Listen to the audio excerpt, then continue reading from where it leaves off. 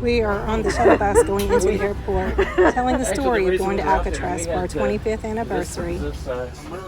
We made it to the airport. It was kind of frustrating this morning because there was construction. We got through the security check and started walking toward our gate when I realized that Rick had left his backpack at security. Oh, no cash? No cash. It's a credit card only. Okay. We were very excited to be in the seats, taking off, finally going on vacation, but we had a big delay. Had to fly lower altitude than usual due to all the rain, but the sun was still shining above the clouds. So nice.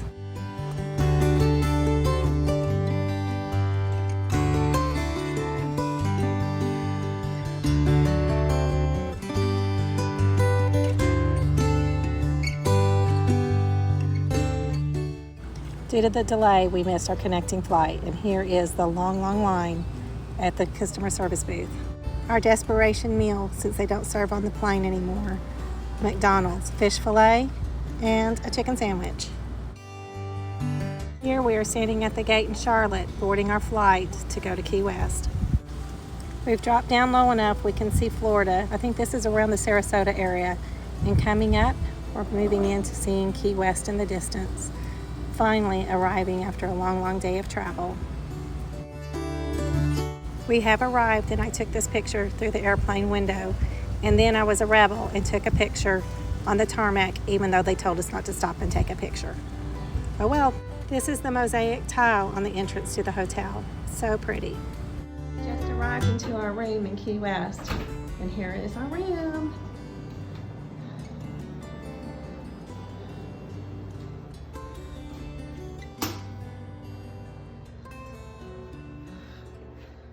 Nice shower.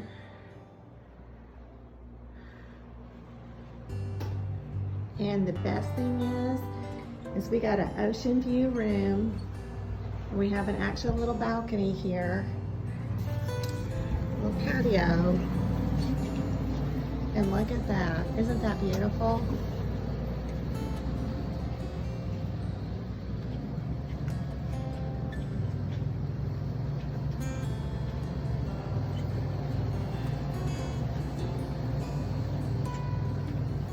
Now that pier you see in front of us is where the cruise ships would dock, if cruise ships could sail right now. So we just arrived in our hotel room. It's about 8 o'clock at night, and he's being a goofball here. So let me kind of give you a story of how our day started off. We got to the airport in Tulsa, and it was cold and rainy, and they boarded us on time, and they pulled away from the gate at 8:31, and our flight was supposed to leave at 8:34. They proceeded to go out toward the runway, and then we were informed that we were going to have a delay due to weather, and we actually sat on the tarmac for about 45 minutes before we took off. Once we took off, they flew kind of lower altitude in the sky to stay out of turbulence, and then we flew around Dallas for a while. When we finally landed in Dallas, we taxied up to the gate, but we couldn't pull up to the gate because the other plane was still there. So we sat on the in the gate area, or the tarmac, for about 15-20 minutes waiting for the other plane to exit the gate so we could pull in. We got off the plane, hurried to the gate that we were supposed to catch our connecting flight to Key West, and got there in time to see it pull away from the gate and take off. We proceeded to go to customer service, and there was a huge line. Almost everyone from Tulsa missed their flight, and we were all there, about 100 of us. The line went out into the concourse and went down toward the other gate.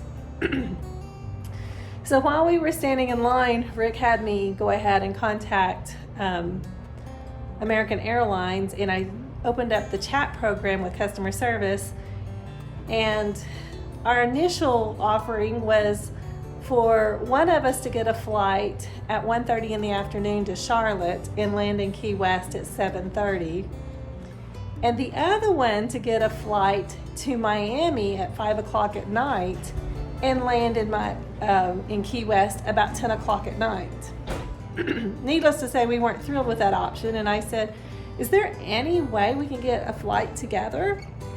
And the customer service agent said, there is no flights with 2 seats available. Only these 2 have 1 seat available. Would you like me to book them?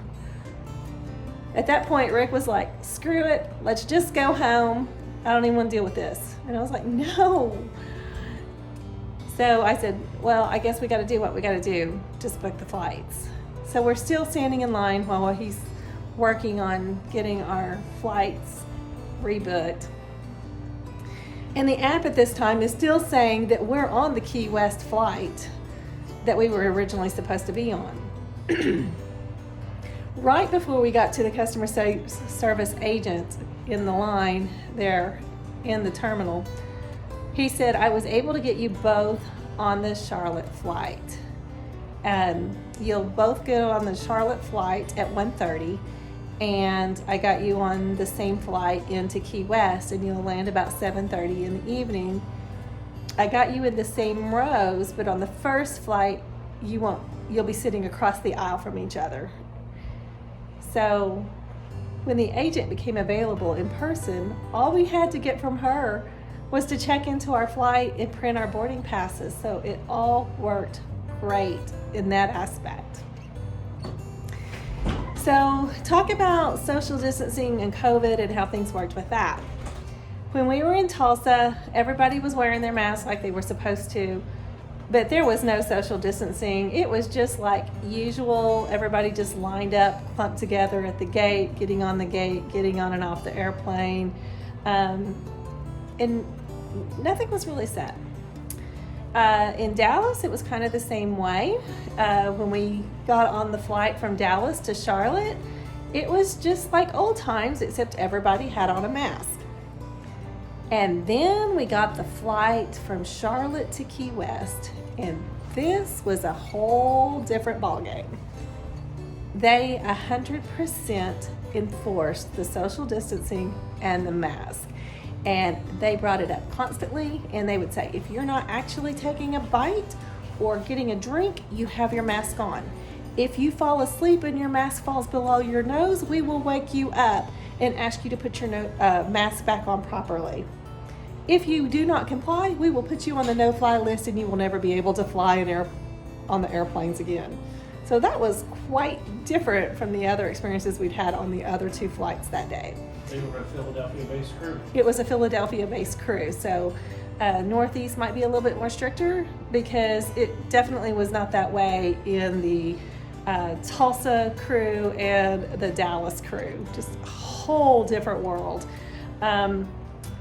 When we landed in Key West, they said, we are going to exit by row. It's almost like you were at a funeral, where you stand up by row and then go to view the casket. That's how we exited the plane.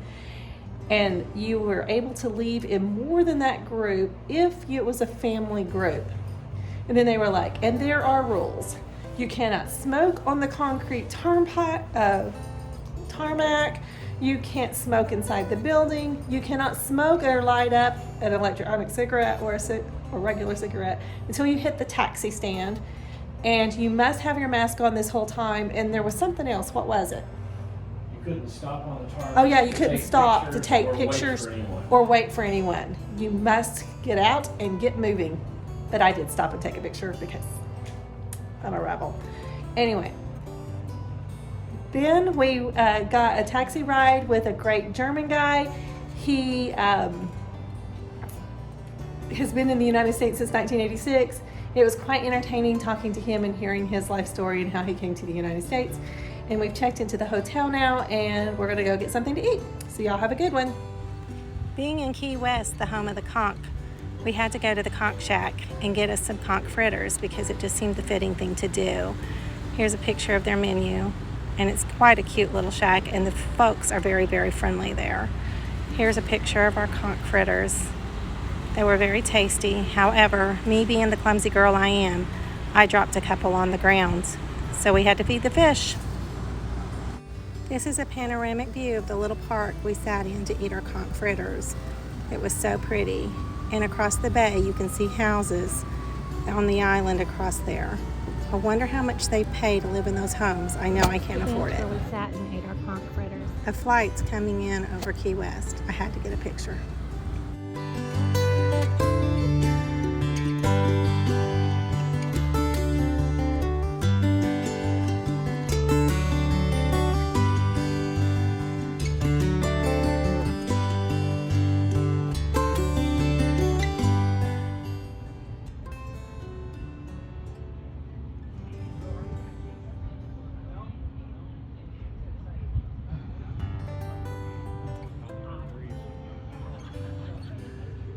We can't afford to be on that ship.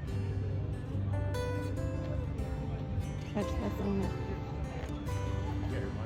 This is a Westport 112-foot yacht moored outside our room. It is currently for sale for $4,995,000 and was made in 2007. Isn't that just crazy?